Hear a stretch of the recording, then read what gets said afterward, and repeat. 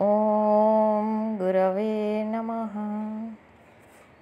आज के समाज इस कदर व्यभिचारी एवं भ्रष्टाचारी हो रहा है कि देखकर बहुत दुख होता है। महात्मा गांधी ने जो ज्ञान की बातें बताई हैं उसको अगर हम जीवन में थोड़ा बहुत भी उतार लें या उतारने की कोशिश करें तो हमारा समाज एक आदर्शवान समाज हो सकता है एवं हमारा देश महान। सत्य को समझना हमारा लक्ष्य है। भोग विलास से यूं ही कोई सत्य को नहीं समझ सकता। उसके लिए जीवन में कुछ व्रतों का पालन करना आवश्यक हो जाता है। गांधी जी ने मंगल प्रभात पुस्तिका में इन सारे व्रतों के बारे में कहा है जिसे हमें आज समझना होगा। मैं मंगल प्रभात के 5th चैप्टर के बारे में पठन कर रही हूँ। अस्तेय यानी चोरी न करना। तारीख 29 अगस्त 1930। अब हम अस्तेय व्रत पर आते हैं। गहराई में जाने से हम देखेंगे कि सब व्रत सत्य और अहिंसा के या सत्य के पेट में समाये हुए हैं। या तो सत्य में से अहिंसा निकलती है ऐसा माने या सत्य अहिंसा की जोड़ी माने। दोनों एक ही चीज़ है।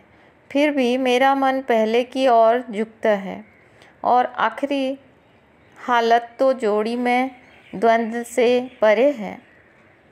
परम सत्य अकेले टिकता है। सत्य साध्य है, अहिंसा साधन है। अहिंसा क्या है यह हम जानते हैं, उसका पालन मुश्किल है। सत्य का तो हम सिर्फ कुछ अंश ही जानते हैं। उससे पूरी तरह जानना देहधारी के लिए कठिन है, जैसे कि अहिंसा का पूरा पालन देहधारी के लिए कठिन है। अस्तेय के माने है चोरी ना करना।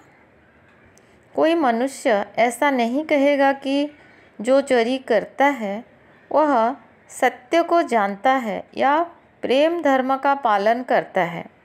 फिर भी चोरी का थोड़ा बहुत कसूर तो हम सब जाने अनजाने करते ही हैं। बगैर इजाज़त के किसी का कुछ लेना यह तो चोरी ही है।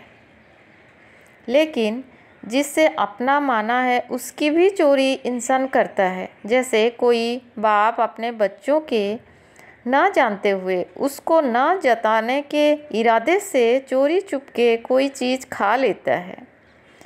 आश्रम का भंडार हम सब का है ऐसा कह सकते हैं, परंतु उसमें से चोरी चुपे कोई गुड़ की डल्ली भी ले तो वह चोर है। एक बालक दूसरे की कलम लेता है तो वह चोरी करता है, चाहे दूसरा आदमी जानता भी हो, लेकिन उसकी इजाज़त के बगैर उसकी कोई चीज़ लेना यह भी चोरी है।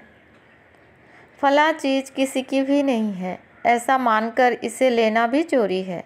यानी रास्ता में पड़ी मिली वस्तु के हम मालिक नहीं हैं।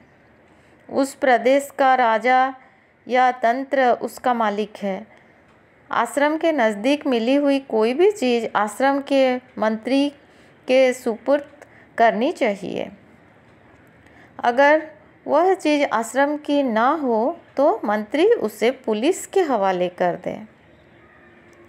यहाँ तक तो समझना प्रमाण में सरल ही है, लेकिन अस्तेय इससे बहुत आगे जाता है। किसी एक चीज़ की हमें ज़रूरत नहीं है, फिर भी वह जिसके कब्जे में हो उससे चाहे उसकी इजाज़त लेकर ही लेना चोरी है। जिसकी ज़रूरत ना हो ऐसी एक भी चीज़ हमें नहीं लेनी चाहिए। ऐसी चोरी जगत में ज़्यादातर खाने की चीज़ों के बारे में होती है। मुझे अमुक फल की हाजत नहीं है, फिर भी मैं उससे खाता हूँ या चाहिए उससे ज़्यादा खाता हूँ तो वह चोरी है। सचमुच अपनी हाजत कितनी है वह मनुष्य हमेशा जानता नहीं है और लगभग हम सब होनी चाहिए उससे ज़्यादा अपनी हाजतें बनाए रखते हैं। इससे हम अनजाने चोर बन जाते हैं। विचार करने से हम देखेंगे कि अपनी बहुत सी हाजतें हमें कम कर सकते हैं। अस्तेय का व्रत पालने वाला एक के बाद एक अपनी हाजतें कम करता जाएगा। इस जगत में बहुत सी कंगाली अस्तेय के भंग से पैदा हुए हैं। ऊपर जो चोरियां बताई गई हैं वे सब बाहरी या शरीर की चोरियां हुई। इससे भी बारीक, सूक्ष्म और आत्मा को नीचे गिराने वाली या रखने वाली चोरी मानसिक मन से की जाने वाली है। मन से हम किसी की चीज़ पाने की इच्छा करें या उस पर बुरी नज़र डालें, यह चोरी है। बड़े हो या बच्चे हों, अच्छी चीज़ देखकर अगर ललचाएं तो वह मन की चोरी है।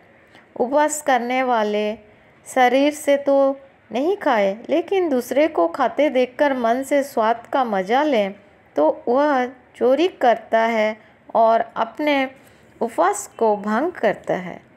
उपवास रखने वाला जो आदमी उपवास छोड़ते समय खाने के विचार किया रहता है वह अस्तेय और उपवास का भंग करता है, ऐसा कहा जा सकता है।